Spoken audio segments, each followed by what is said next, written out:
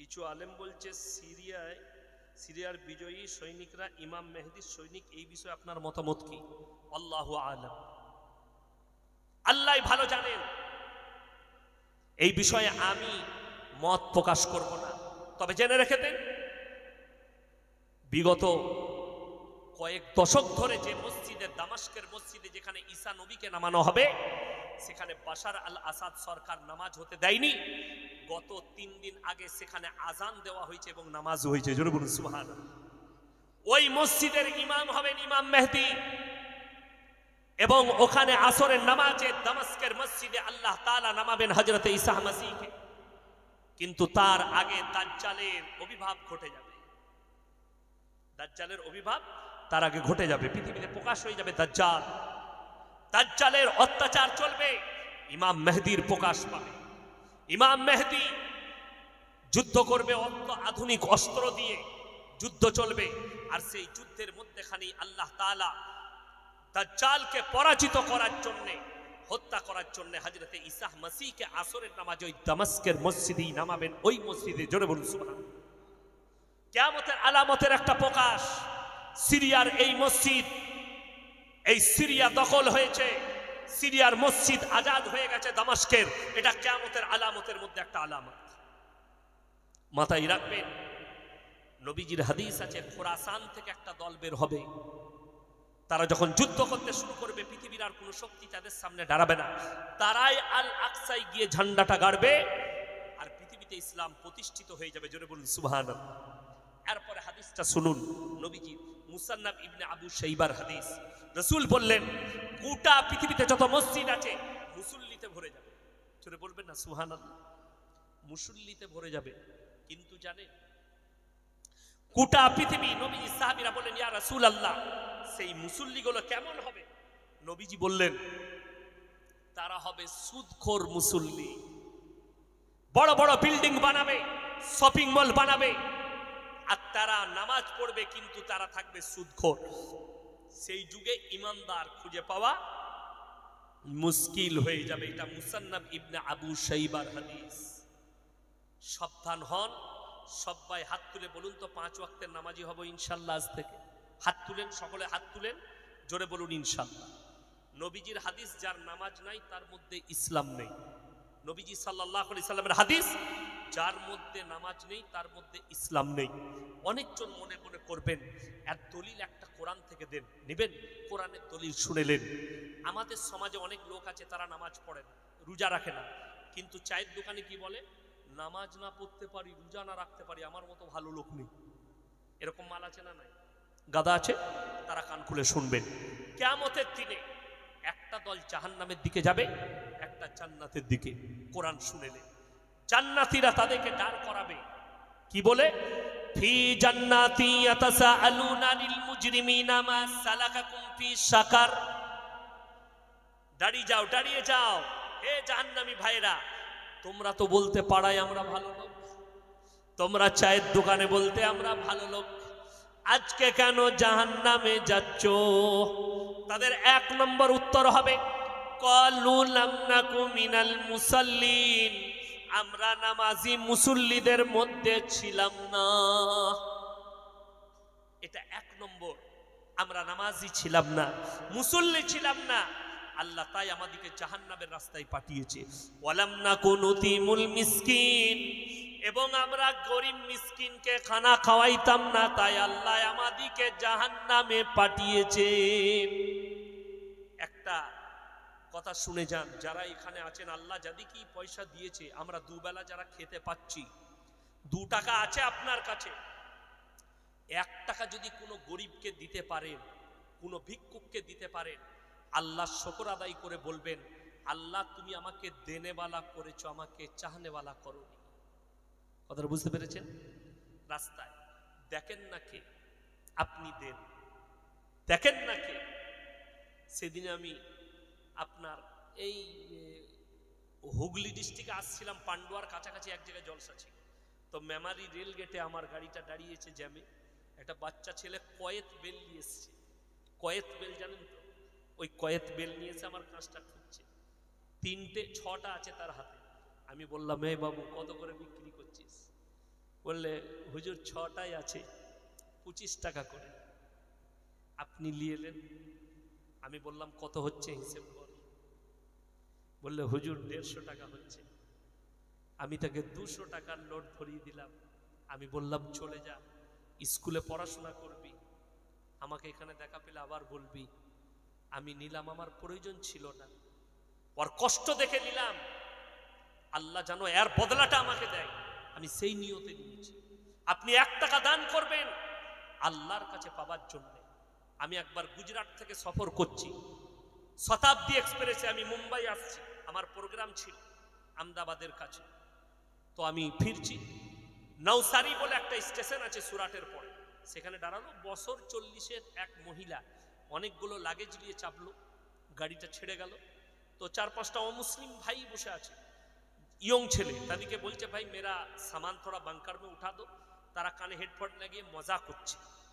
আমি বললাম বাহিনজি मैं উঠা দো, বলে উঠা দিজিয়ে। তো আমি তার মালগুলো বাংকারে তুলে দিলাম। মহিলাটা যখন বসলো, বসার পরে আমাকে বলছে ভগবান আপকা মঙ্গল করে। তুয়া দিল। সে ভগবানকে বলেছে আমি তার উপকার করেছি, আর বদলা আল্লাহ আমাকে দিবে। সে ভগবানকে বলেছে আর বদলা আমি কার কাছে চাইবো? আমার আল্লাহর কাছে। আমি তার উপকার করেছি, আর বদলা আল্লাহ দিবে। আপনি মানুষের উপকার করুন। 1 টাকা দান করলে আল্লাহর কাছে দোয়া করে বলবেন আল্লাহ তুমি আমাকে দেনেওয়ালা বানিয়েছো, আমাকে কারো কাছে হাত পাতনেওয়ালা বানাও। এটা শুকর আদায় করুন সিজদায় পড়ে। আল্লাহ যেদিকে মাল দিয়েছে মাথায় রাখবেন, 3টে লোক হাত পাতলে ফিরিও না। 1 নম্বর ওয়া আতিদাল কুরবা, কাছের গরিব, ওয়াল ইয়াতামা ওয়াল মাসাকিন, এতিম আর মিসকিন, ওয়াবনাস সাবিলি ওয়ালা তুবাদ্দির তাবদীরা। আর মুসাফির যদি হাত পাতে তাদের কাছে, তাদের হাতকে ফিরিও না। এই 3জন যদি হাত পাতে তাদের হাতকে জীবনে ফিরিও না। 2 টাকা হলেও দিয়ে দেন, 5 টাকা হলেও আল্লাহ যেমন যোগ্যতা আছে দিয়ে দেন। ওই জন্য আমার ভাই, তারা বলবে আমরা এতিম আর মিসকিনকে খানা খাওয়াইতাম না, গরিবকে দেখতাম না, আল্লাহ তাই আমাদেরকে জাহান্নামে পাঠিয়েছে। ওয়া কুননা নাকুদু মাল খাইদিন, এটা মারাত্মক প্যাথেটিক। তারা বলবে আমরা দাড়ি টুপি নামাজি মুসল্লিদের মজাক উড়াতাম, তাই আল্লাহ আমাদেরকে জাহান্নামে পাঠিয়েছে। ওই জন্য দাড়ি টুপি নামাজি মুসল্লি আলেম উলামা এদের মজাককে উড়াবেন না। নামাজ পড়তে পারেন না, কাঁদবেন আল্লাহ আমাকে নামাজি বানাও, আমাকে মুসল্লি বানাও।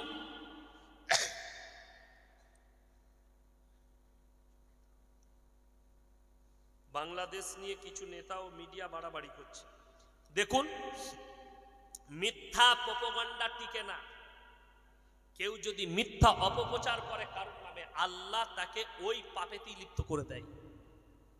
ভারতের মিডিয়া হোক আর বাংলাদেশের হোক, আর ভারতের কিছু নেতা হোক, যদি অপপ্রচার করে আল্লাহ তাকে ওই পাপেতেই লিপ্ত করে। কেউ যদি কারুর জন্য খাল কাটে, জানবেন খালটা সর্বপ্রথম সে নিজের জন্য কাটছে, এটা মাথায় রাখবেন। আগুন লিবালে পানি লাগে না? আগুন লাগে, পানি লাগে। আগুন সব সময় পানি দিয়ে নিবাতে হয়, আগুন দিয়ে নয়। কোরআনে আছে আল ফিতনাতু আশাদ্দু মিনাল কাতল। ফিতনা হচ্ছে একটা মানুষকে মার্ডার করা, কতল করার থেকেও বড় পাপ। কতল করার থেকেও বড় পাপ। 2 ভাইয়ের দ্বন্দ্ব হচ্ছে, আপনি যদি মিটিয়ে দিতে পারেন আপনি নেকি পাবেন। স্বামী স্ত্রী পারিবারিক ঝগড়া হচ্ছে, আপনি যদি মিটিয়ে দিতে পারেন আপনি নেকি পাবেন। আমাদের সমাজে অনেক লোক আছে 2 ভাই যদি ঝগড়া হয় আরো আগুন লাগিয়ে দিয়ে ভেঙে দেবে। ঠিক বললাম না ভুল বললাম? এই লোকটা কতল, একটা মানুষকে মার্ডার করলে যে পাপ হয় সেই গুনাহ। ধরেলেন আমরা হিন্দু মুসলিম শিখ ইসাই সবাই একসাথে বাস করছি, পাড়ায় পাড়ায় ছেলেদের মধ্যে ঝগড়া হলো, ওটাকে মিটিয়ে দেন। কেন? দেখুন, আমরা যখন ছোটবেলায় স্কুলে পড়তাম, মাস্টাররা মারলে আমরা ভয়ে বাবাকে বলতাম না। কেন? বাড়িতে আর একবার আব্বা মারবে, ঠিক কিনা?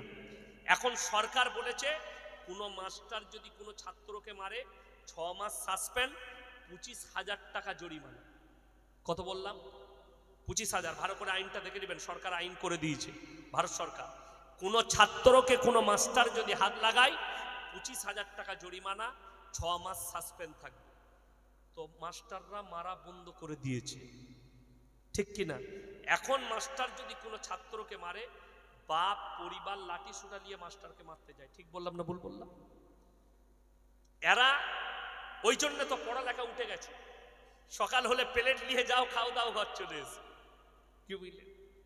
আমার মেয়ে দেখছি একদিন একটা ডিম নিয়ে এসছে হাতে করে, স্কুলে খাই না, বাড়ির কাছে স্কুল, ছোট মেয়েটা। পিরামিডটা কোথায় পেলি? বলে স্কুলে দিয়েছে। আমি বলে আর পড়ালেখা হয়? কথাটা বুঝতে পারেন? আমি তো মনে মনে ভাবি, আল্লাহ আমাদের জামানায় ভাত দেয় না, দিলে একটু ভালো হতো, মা বাপের একটু চালটা বেঁচে যেত। বড় কষ্ট লাগে, শুনে রেখে দেন। যেদিনে ছাত্র দিকে মারা বন্ধ হয়ে যাবে, আজকে আমাদের মাদ্রাসা বোর্ড নিষেধ করে দিয়েছে ছাত্র দিকে মারতে পাবে না, পড়ালেখার মান শেষ হয়ে গেল। আমি যখন প্রথম জীবনে বর্ধমান টাউনে খাগড়াগড় মাদ্রাসায় শিক্ষক ছিলাম, আমার যে ছাত্ররা ছিল, মসজিদে আমি ঢুকে গেলে একটা মাছি উড়ার শব্দ উঠত না, আমার এত ডিসিপ্লিন ছিল। আজকে আমি হাত আমার বাঁধা গেছে, ছাত্র আর তৈরি হবে না। যাদেরকে মেরেছি তারা মানুষ হয়েছে। একটা বাচ্চা ছেলে ছিল, রাজা নাম ছিল, রাজা। তো আমার মাঝে মাঝে, সে অন্য জায়গায় পড়তো, অন্য ক্লাসে, আমার পানির প্রয়োজনে, রাজা এইদিকে আয়, খালি এই ডাকাটা সে কাঁদতো, আমি ডাকবো, আমি ভয়ে আর তাকে ডাকতাম না। তাকে যদি পানি খাবার লেগেও ডাকতাম, সে কাঁদতে লাগতো, আমি আর ডাকতাম না তাকে। কেন? সে জানছে ইয়াসিন সাহেব ডাকছে মানে মারবে। আমার এত ডিসিপ্লিন ছিল। কোনো ছেলে ছাত্র মানুষের সঙ্গে চায়ের দোকানে বসে চা খেতে পেত, তার পিঠটা ফাটিয়ে দিতাম। তোমার চা খাবার জায়গা বড় মানুষদের সাথে নয়, মাদ্রাসার ভেতরে থাকবে। ডিসিপ্লিন। আজও আমার খাগড়াগড়ে অনেক মানুষ বলে, হুজুর আপনি ছিলেন মাদ্রাসায়, ডিসিপ্লিন ছিল। আমি বলি, আজকে আমি আমার মাদ্রাসাতেও আমার হাত বাঁধা, ছাত্র তৈরি করতে পারি না। কেন? আমি যেখানে পড়াশোনা করেছি গুজরাটে, আমি ডিসিপ্লিনে মানুষ হয়েছি। বড় ডিসিপ্লিন, খাবারের ডিসিপ্লিন, গা ধোয়ার ডিসিপ্লিন, থাকার ডিসিপ্লিন, পড়াশোনার ডিসিপ্লিন, মারাত্মক ডিসিপ্লিন ছিল। আজকে সব উঠে গেছে। আমার এই বয়সী যারা বসে আছে, আমরা যখন স্কুলে পড়াশোনা করেছি, আচ্ছা মাস্টার, আমরা শিক্ষক দিবস কেউ জানতাম? কিন্তু আমরা আমাদের মাস্টারকে যা রেসপেক্ট করেছি এখন কেউ করে। ঠিক বলছি না ভুল বলছি? উঠে গেছে। কেন? আজকে শুনেলেন হেডমাস্টার, 9-এর ছাত্র, 8-এর ছাত্র, 10-এর ছাত্র, ম্যাডাম শিক্ষক দিবসে ডিজে বাজিয়ে একসাথে ডান্স করছে। ঠিক বললাম না ভুল বললাম? শেষ পরিবেশ। ইনারা জিজ্ঞেস করুন, এই বয়সী মানুষরা, ইনারা যখন ছোট ছিল, রাস্তা দিয়ে গেলে যদি বাপ চাচারা বসে থাকতো, ভয়ে আর সেই রাস্তায় যেত না, অন্য রাস্তায় যেত। ঠিক বললাম না ভুল বললাম বাবা? কিন্তু এখন তো ছেলেরা, ইয়ংরা চাচাকে বলছে, চাচা একবার আগুনটা দাও তো, সিগারেটটা ধরিয়ে। ঠিক বললাম না ভুল বললাম? সমাজের শেষ। বড় দিকে সম্মান, ছোটকে স্নেহ, শেষ হয়ে গেছে। এটা কিয়ামতের আলামত। যদি আরো 1000 মিশনার স্কুল তৈরি করতে হয়, করে নাও। আরো 1 কোটি মাদ্রাসা তৈরি করো, আরো 1 কোটি স্কুল তৈরি করো। আদর্শ কিন্তু থাকবে না। আদর্শ শেষ হয়ে গেছে। শিক্ষা বেড়েছে, আদর্শ নাই। যদি আদর্শ থাকতো, আরজি করে যে মেয়েটা মার্ডার হলো, এই মেয়েটা বিচার পেয়ে যেত। যদি আদর্শ থাকতো, এই ডাক্তারগুলো রাস্তায় বসে ফিস্টি করে খেত না আন্দোলনের নাম করে। কতগুলো মানুষ মারা গেছে বিনা চিকিৎসায়, এরা আন্দোলন করেছে। আজকে আন্দোলন করার প্রয়োজন পড়তো না। আসিফা বলে যে মেয়েটাকে মন্দিরের ভেতরে 10 দিন ধর্ষণ করা হয়েছিল, সেই দিনই যদি তাদেরকে রাজপথে দাঁড় করিয়ে তাদের মুন্ডুচ্ছেদ করা হতো। ইসলামী শরীয়তটা শুনে যান, কোন ছেলে কোন মহিলাকে যদি ধর্ষণ করে, রাজপথে দাঁড় করিয়ে তার মুন্ডুচ্ছেদ করে দাও, এটা কোরআনের আইন। কোন বিবাহিত ছেলে আর বিবাহিত মেয়ে তারা যদি পরকিয়া করে, তাদেরকে রাস্তায় দাঁড় করিয়ে তাদের মুন্ডুচ্ছেদ করো, নাহলে খেপা কুকুর লাগিয়ে মার্ডার করে দাও। এটা ইসলাম। কেউ চুরি করলে হাত কেটে দাও। আমি বলে দিচ্ছি, একটা এই যারা মার্ডার করেছে, ধরা পড়ে গেলে এদের বিচার নয়, এদের বিচার হচ্ছে রাজপথে দাঁড় করিয়ে গুলি করে দাও, তা না হলে মুন্ডুচ্ছেদ করে দাও। দ্বিতীয় ধর্ষণ খুঁজে পাবে না। তার একটা মারাত্মক দলিল দিয়ে যাচ্ছি। মক্কা মদিনায় 40 লাখ হাজি এক জায়গায় হয়। কত বললাম? 40 লাখ। তার মধ্যে 15 থেকে 18 লাখ খালি হাজি বিবি থাকে। তার মধ্যে খালি ভারত, বাংলাদেশ আর পাকিস্তানের বুড়ো বুড়িরা হজ করতে যায়। ভারত, বাংলাদেশ আর পাকিস্তানের বুড়িরা হজ করতে যায়।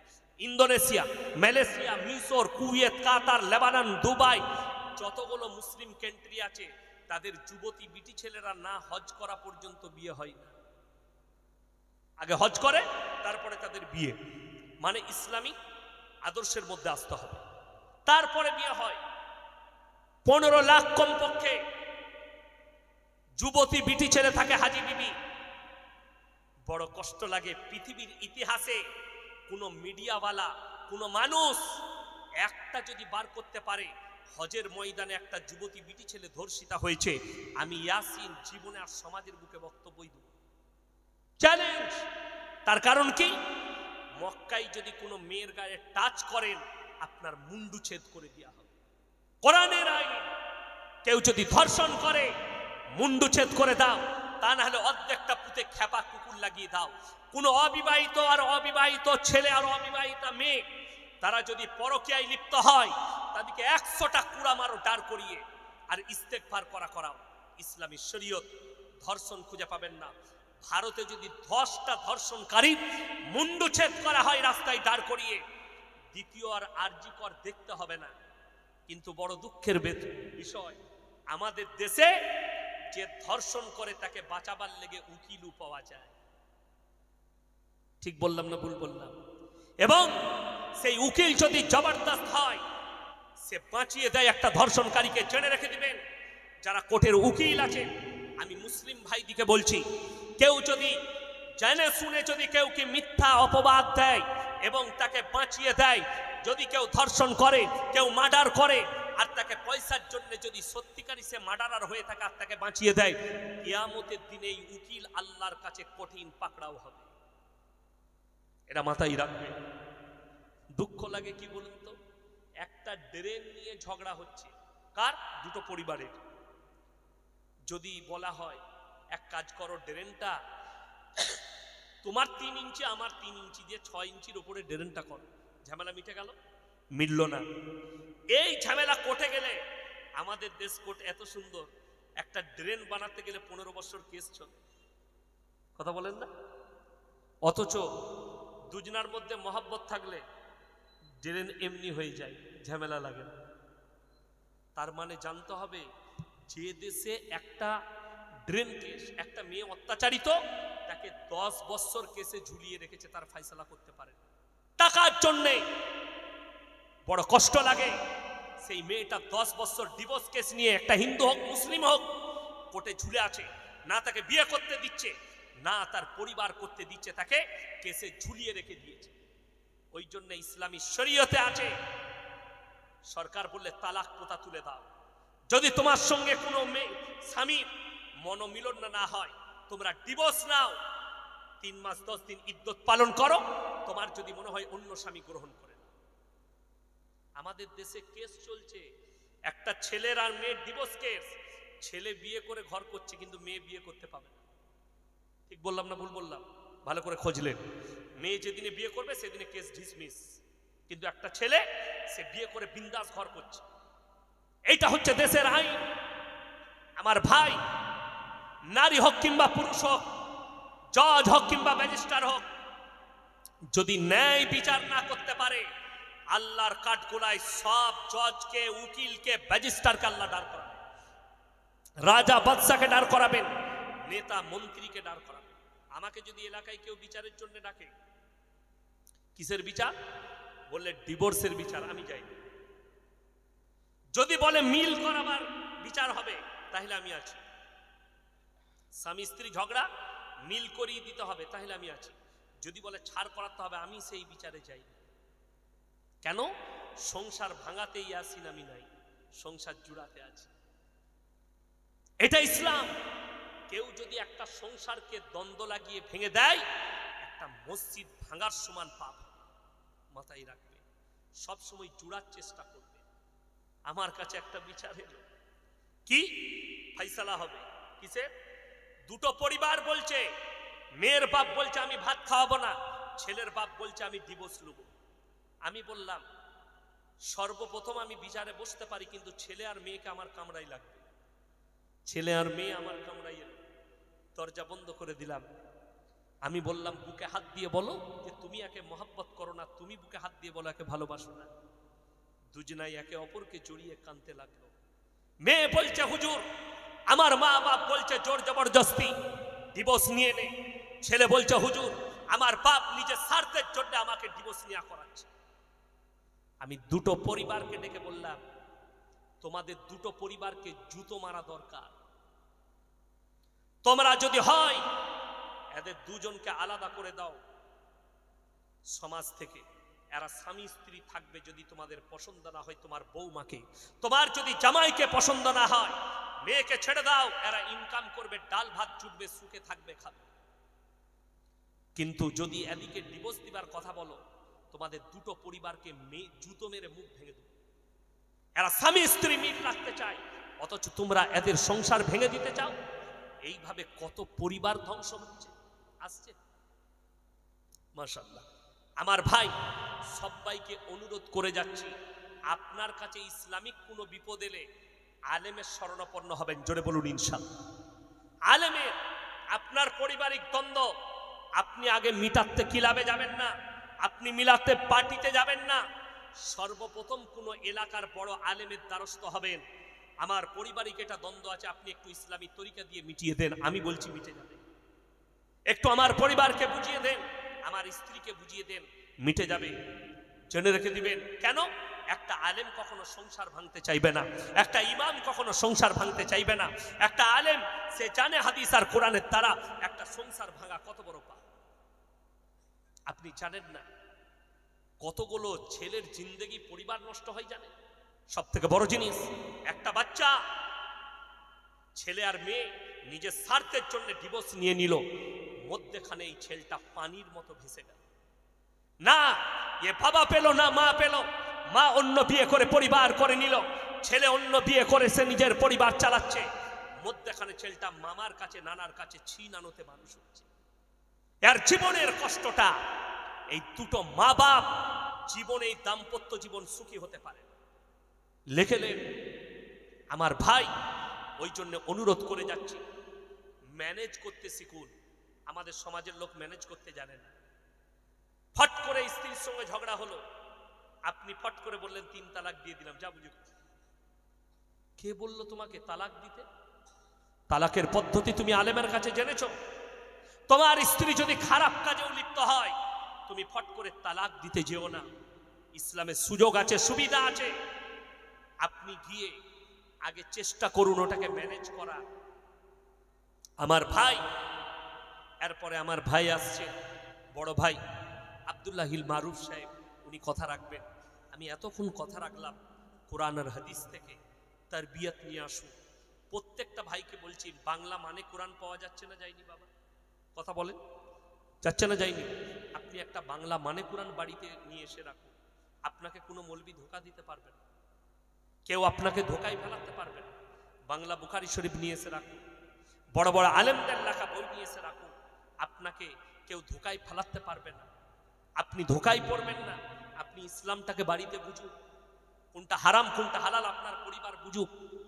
আজকে বড় কষ্ট লাগে, একটা কোরআনের দাম মাত্র 500 টাকা, আপনি কিনতে পারেন না। অথচ একটা মোবাইলের দাম 16,000, আপনি গ্রুপ লোন নিয়েও কিনছেন, বন্ধন লোন নিয়েও কিনছেন। এক তো হারাম, তার উপর আবার হারাম টাকা।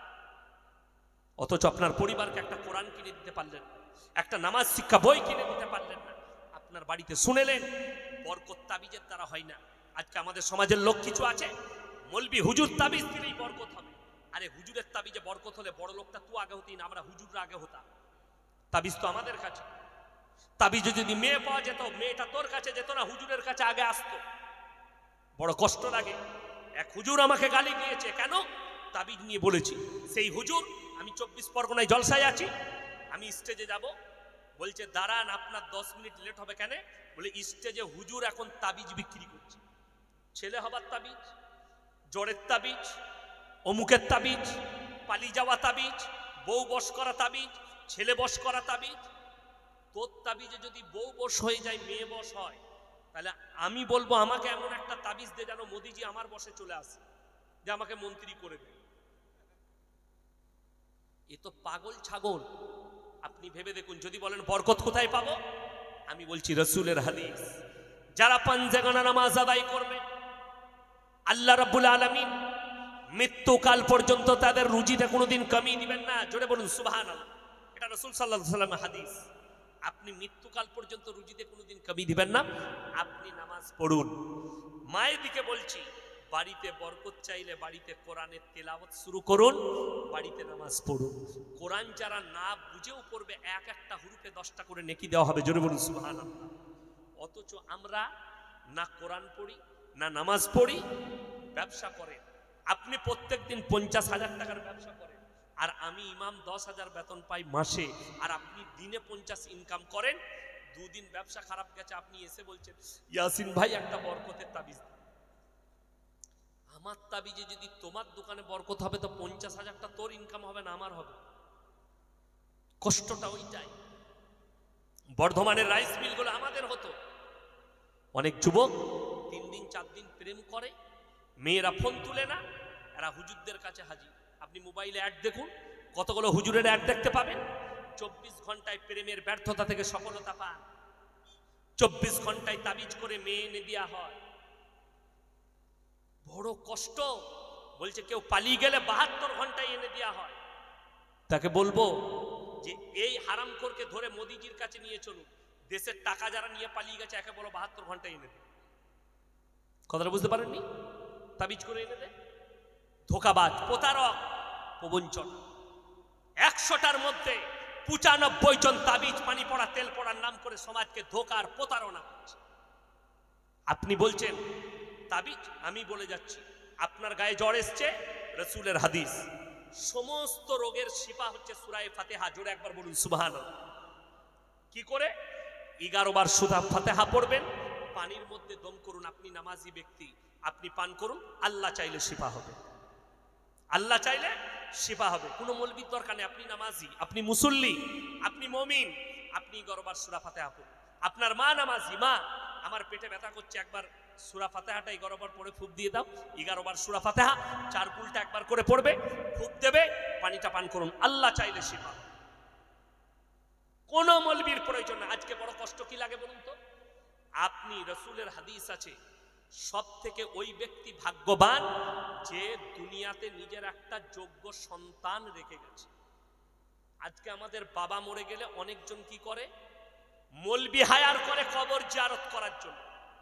করে না? করে না? আপনি আপনার বাপের কবর জিয়ারত করতে পারেন? কত দুঃখ, আপনি আপনার বাপের কবরের পাশে দাঁড়িয়ে দোয়া করতে পারেন না, শিখেননি, আপনার কাছে নেই। আপনার বাবা মরে গেলে আপনার না মুখে দাঁড়িয়ে আছেন, আপনার কাছে তারবিয়াত আছে যে দাঁড়িয়ে বাপের জানাজার নামাজটা পড়াবে না। রাসূলের হাদিস, কোন সন্তান যদি আল্লাহর কাছে বাপের জন্য দোয়া চায়, চোখের পানিটা গালে গড়ানোর আগে দোয়া কবুল হয়ে যাবে। জোরে বলুন সুবহানাল্লাহ। নারায়ে তাকবীর, নারায়ে তাকবীর। আল্লাহ তাআলা আমাদের সকলকে কবুল করুক, আজকের রাত্রিকে কবুল করুক, আজকের জলসাকে আল্লাহ কবুল করে লেক। আমার ভাই, ইনি আমার খুব কাছের মানুষ, অন্তরের মানুষ, আমার খুব কাছের কাছে। ফোনে প্রায় কথা হয়, মাঝে মাঝে জলসা একসাথে করি। আল্লাহ ইনার হায়াতে বরকত দেখ, বলুন আমিন।